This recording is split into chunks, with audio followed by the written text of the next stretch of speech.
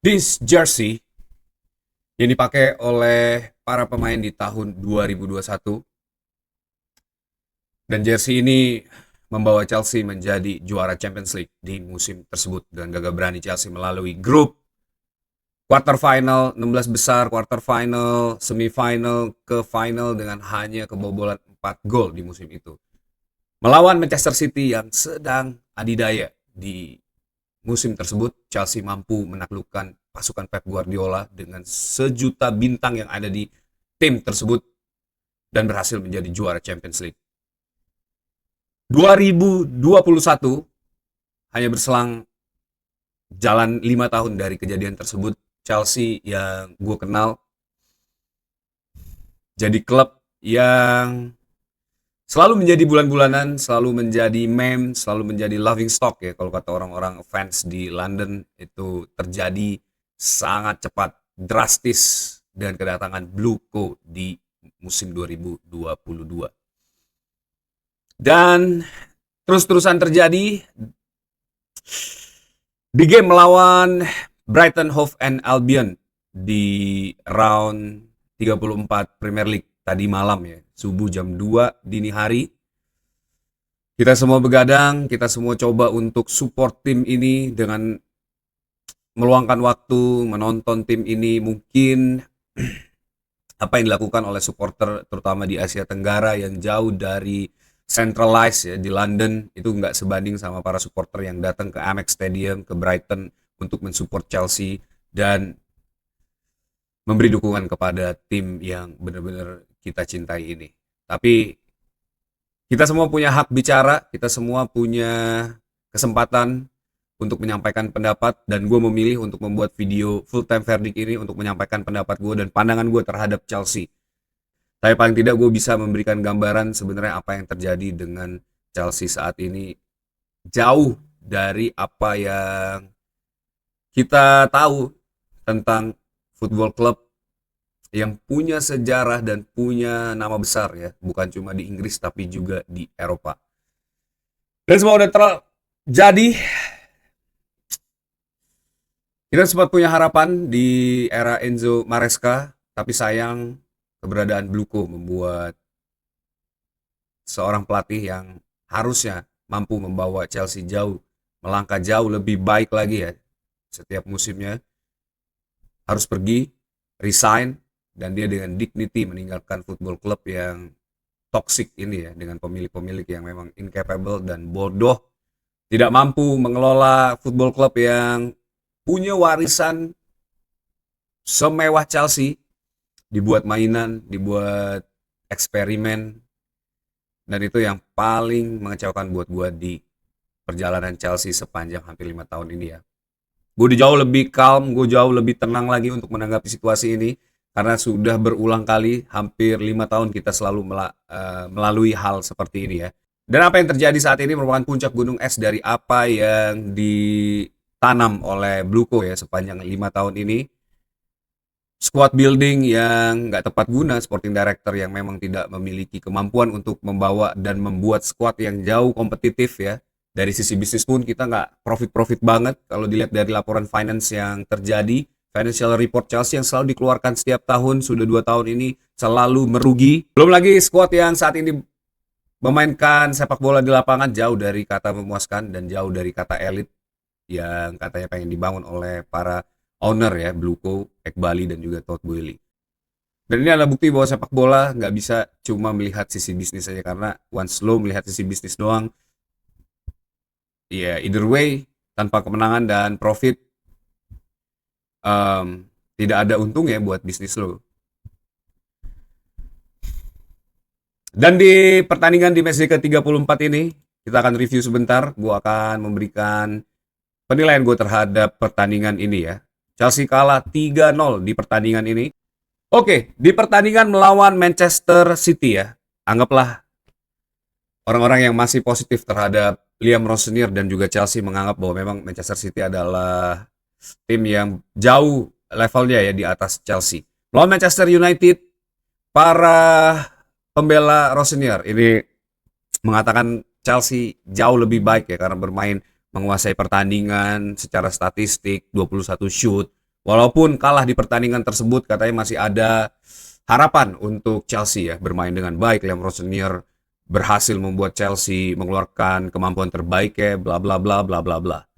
Tapi di pertandingan kali ini melawan Brighton, di mana Brighton adalah tim yang harusnya jauh secara matematis dan juga skuad di bawah Chelsea. Chelsea kalah telak 3-0 di Amex Stadium. Gue udah bilang di preview match sebelumnya bahwa Brighton ini adalah lawan yang tangguh dan selalu menjadi bugi tim buat Chelsea. Gue bilang Chelsea mungkin bisa kalah di pertandingan ini, tapi gue berharap tidak lebih dari 1 gol. Walaupun gue bilang Chelsea bisa kalah, tapi gue selalu berharap Chelsea mampu memenangkan pertandingan, at least memberikan perlawanan yang sengit yang menunjukkan bahwa ini adalah tim yang jauh lebih siap ya untuk berkompetisi di Premier League. Tapi nyatanya kalau kita lihat secara statistik di pertandingan ini ya, cara ball possession berwarna kuning ini adalah Chelsea 47% berbanding 53%. Kemudian expected goal, Brighton jauh lebih besar daripada Chelsea, hanya 0,37 expected goal. Dan di babak pertama, Chelsea hanya memiliki 0,04 expected goal, yang artinya itu merupakan expected goal terburuk Chelsea di babak pertama sejak tahun 2004 kalau nggak salah. Dan ini yang benar-benar membuat gue terngangah adalah total shoot yang dilesakkan oleh Brighton ya, 15 shoot dengan 5 big chance, sedangkan Chelsea 6 shoot dengan 0 kesempatan besar untuk membuat gol.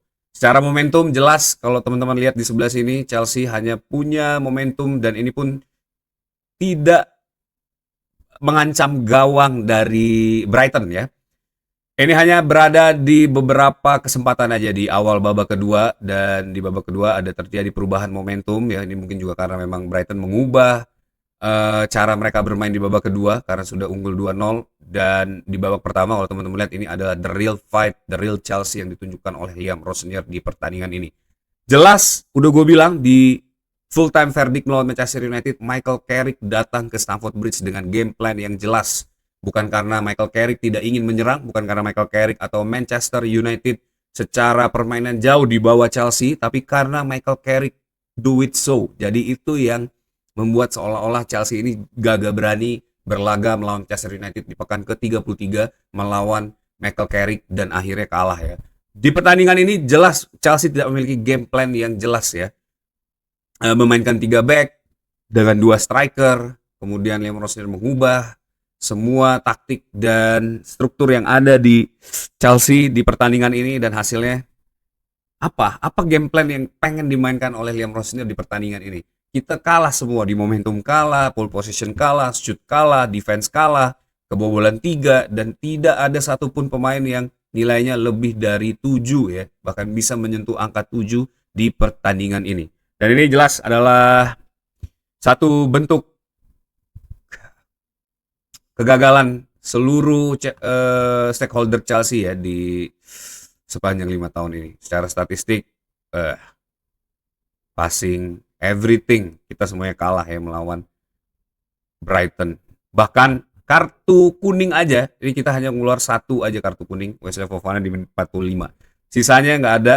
Ini bukti juga bahwa memang fighting spirit dari para pemain Chelsea ini udah benar-benar drop to the bottom ya, dan gue pribadi sangat kecewa dengan apa yang terjadi dengan para pemain ya, terutama ya kalau seandainya pemain memang pengen memboikot pelatih, tapi dengan situasi yang sekarang gue nggak tahu apakah akan berhasil dengan tetap memberikan kekalahan kepada Chelsea ya, apakah akan membuat Bluko memikirkan hal yang lain dan memecat Rossinier, karena sampai dengan saat ini Rossinier belum dipecat sama sekali. 5 kekalahan beruntun di Premier League, kebobolannya luar biasa, dan ini kekalahan keberapa kali yang kita selisih lebih dari 1 gol dan tidak mampu menciptakan gol sedikit pun ya. Satu pun Chelsea tidak mampu menciptakan gol. Ini benar-benar udah keterlaluan ya.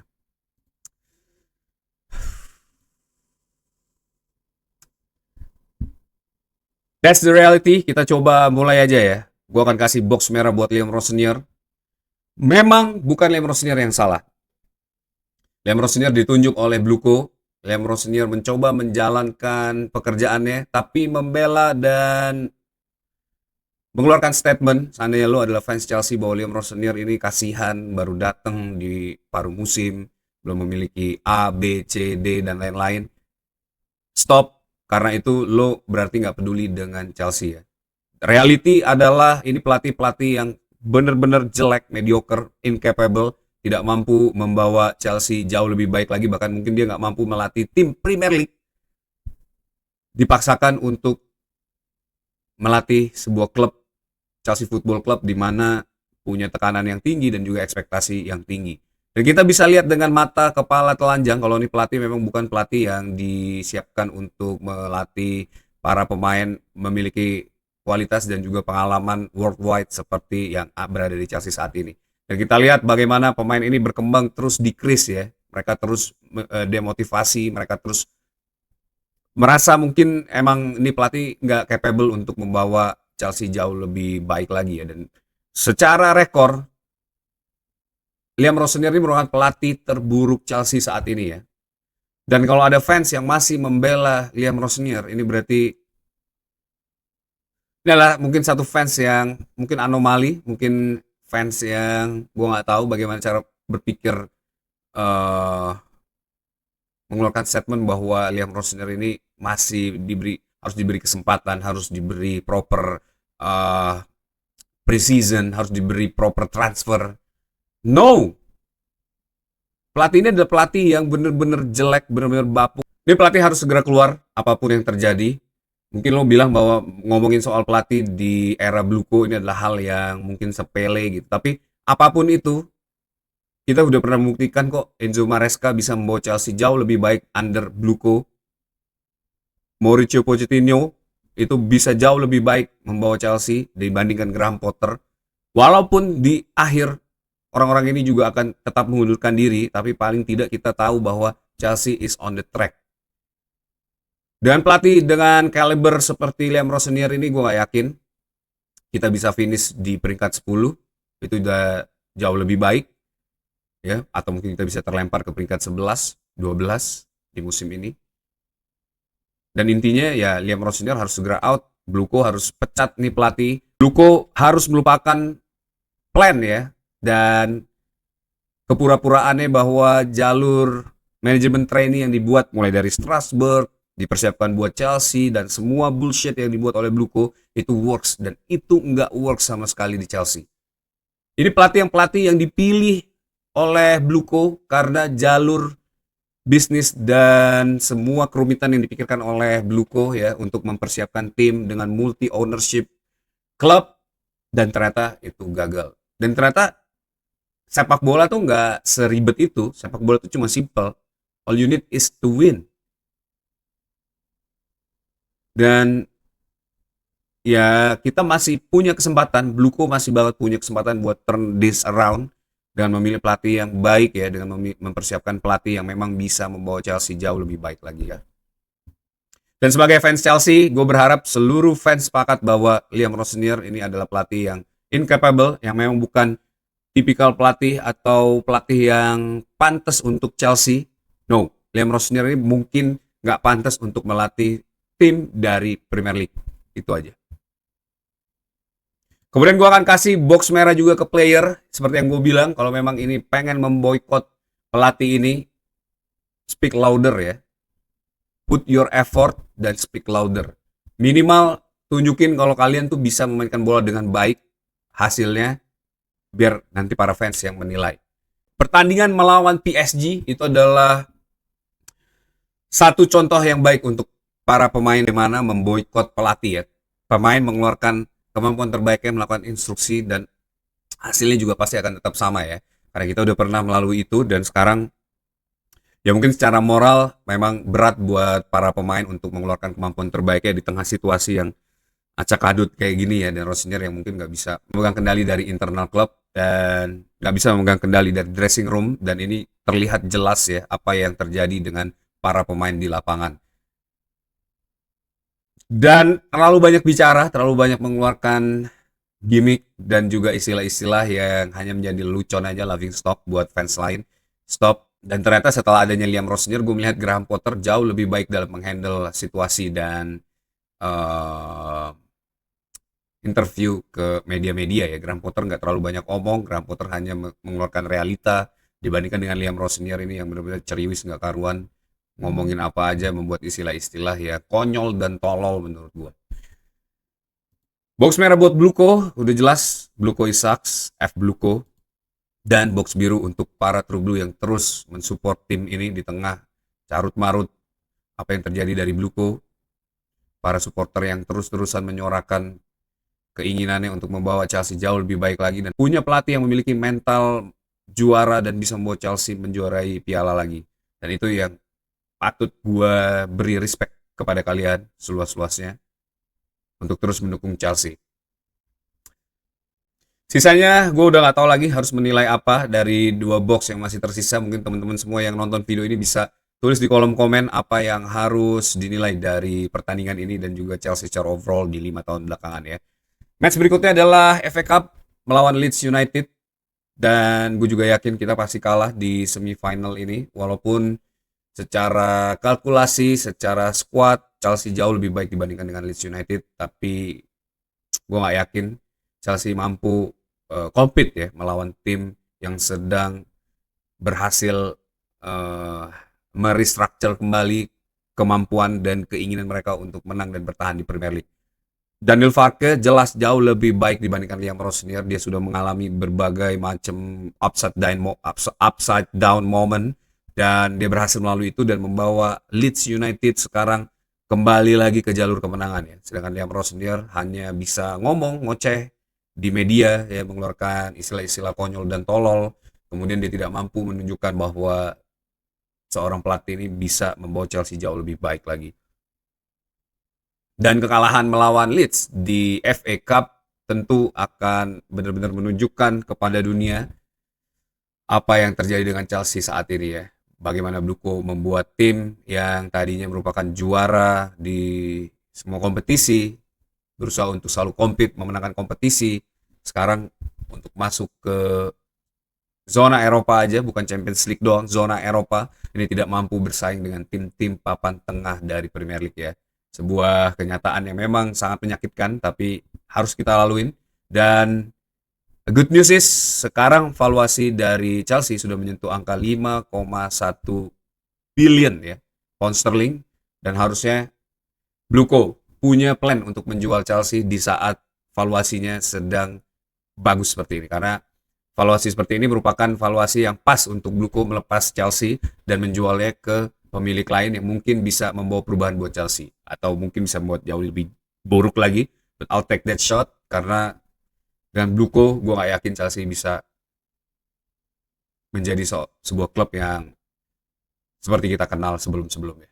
That's it video for today. Thanks for watching guys. Buat kalian yang suka sama video ini, klik tombol like juga, subscribe, jangan lupa. Dan tetap sabar, tetap semangat, tetap dukung Chelsea. Bluko out, one so blue, be blue, up to Chelsea.